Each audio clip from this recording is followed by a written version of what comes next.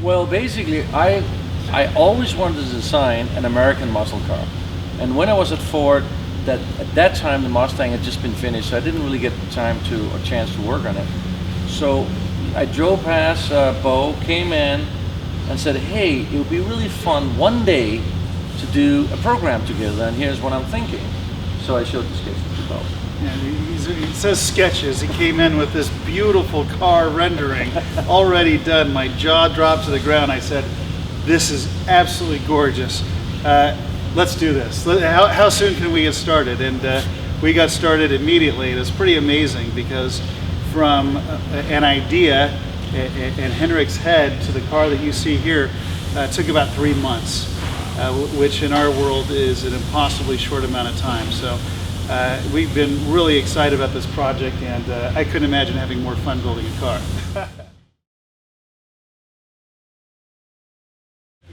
Well, I'll let you talk about what you did in the design studio, but as far as us, we were working with Whipple for the supercharger, looking into the suspension components, working out the brakes. So we were looking at the mechanics of the vehicle while Henrik was then doing the design work in the studio. Well, and most importantly, Beau was trying to get a Ford Mustang, the new model. An actual car. An actual car. Because it kind of helps, you know, if you're building a car around it. At that time, you have to remember Ford hadn't released the Mustang yet. So the initial sketches were actually done based on just pictures that I had seen of the new Mustang. So I just imagined kind of more or less how this car should look. But to move from these sketches into the final car, we really needed a Mustang because we obviously, as you can imagine, we want to use the same fastening points on this car as on the Mustang, because eventually this car is built on top of a current Ford Mustang, or the new Ford Mustang.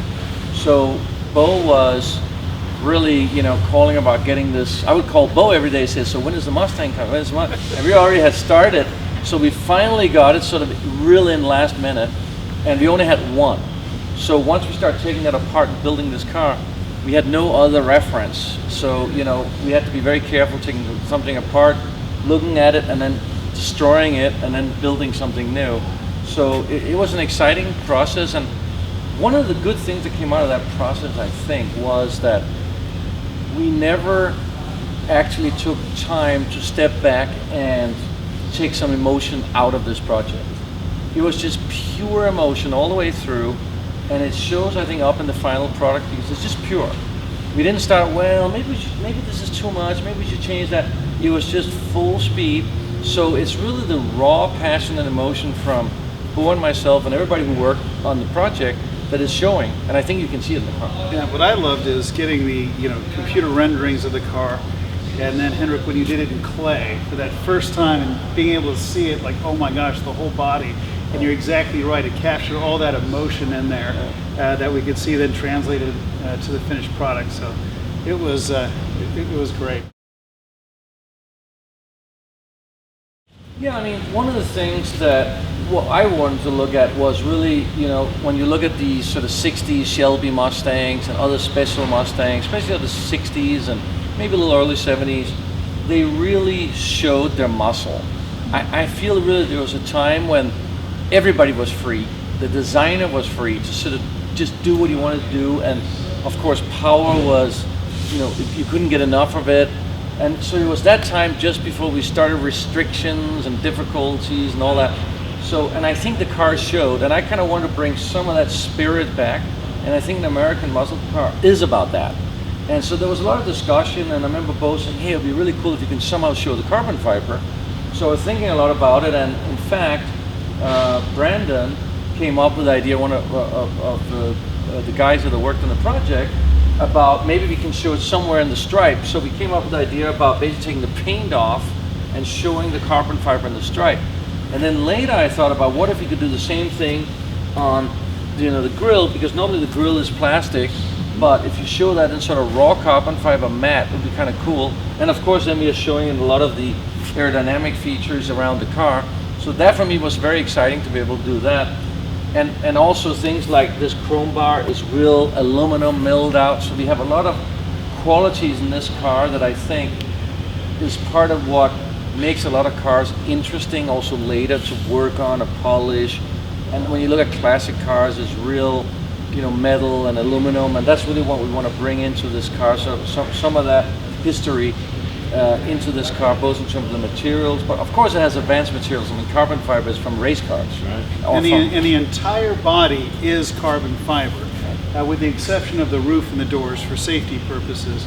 But that kind of build quality that you get, you know, typically you're going to see in a Bugatti or an exotic vehicle. I believe this is the first, you know, carbon fiber body Mustang that we're putting into production. So really the best materials that are out there. Yeah, and then of course, Galpin Auto Sports, they are known for specializing, you know, special cars with a lot of horsepower, everything else, tuning. So I think not only was the body, but then it was getting all that power, performance, suspension. So you really had you know, a car as a total, which is an incredible vehicle in this. I mean, there is really no category, there really is no competition for this type of vehicle. We've built literally hundreds of Mustangs over the years. It's our #1 product. This is our sweet spot. I happen to be a huge Mustang fan myself.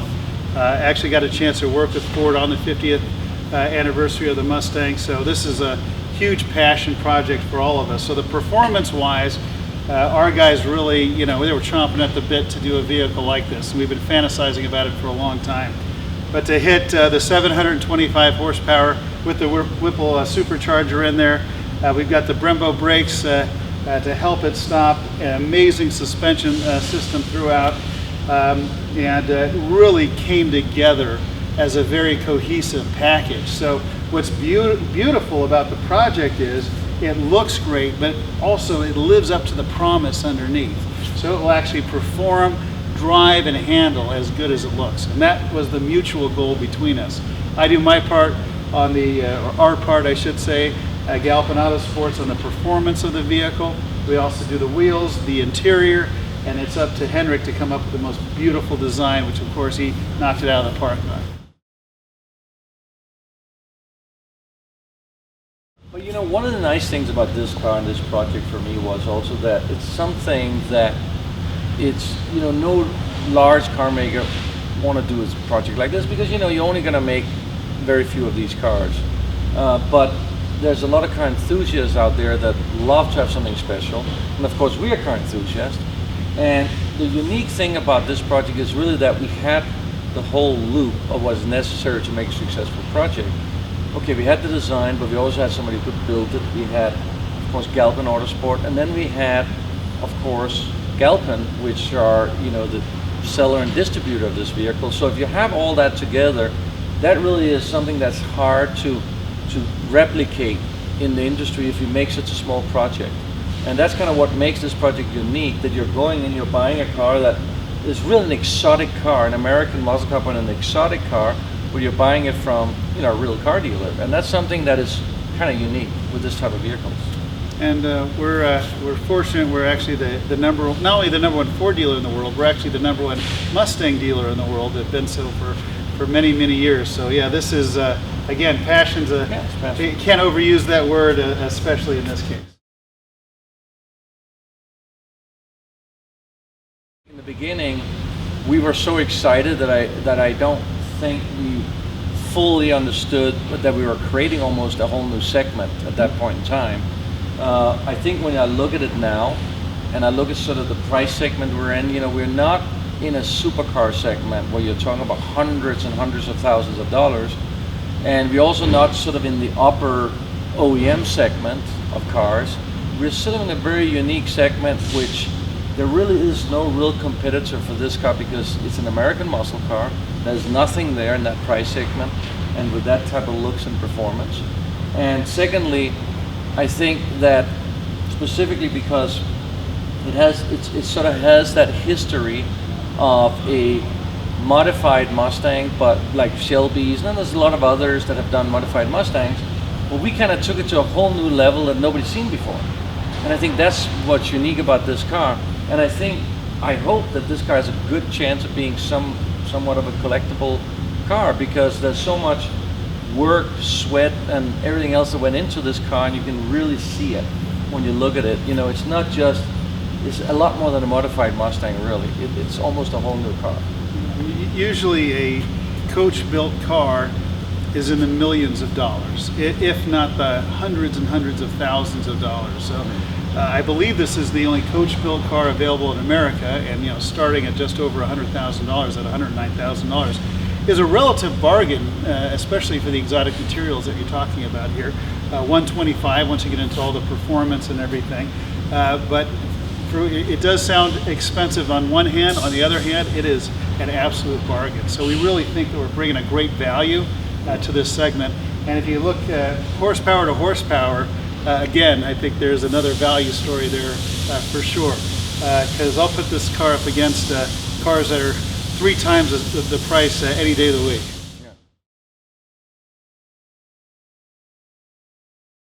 You know, the focus that we had was unique because the project was, you know, 3 months. It also meant that we had to focus and really not divert anywhere. And it kind of meant that the project was so streamlined that it's kind of unique as well. You know, we couldn't afford to stray off time-wise. So if sometimes you have too much time, then you start actually straying off because you have the time. You say, well, maybe we should try this, maybe we should try. There wasn't maybe we should try anything. It was like, this is what we're doing. And we went straight for it. And the last day on the show, we polished the emblems at midnight and put them on. I mean, that's how this process was. It was that perfectly timed. And that's kind of very rare. And of course, there's a risk. You could argue that if it's that perfect that you may not have the right thing. But we were so convinced when we started the project that if we could execute, we would have the right product. Well, when I first looked at the Rocket, I went, that's the car. So there it is. There it is.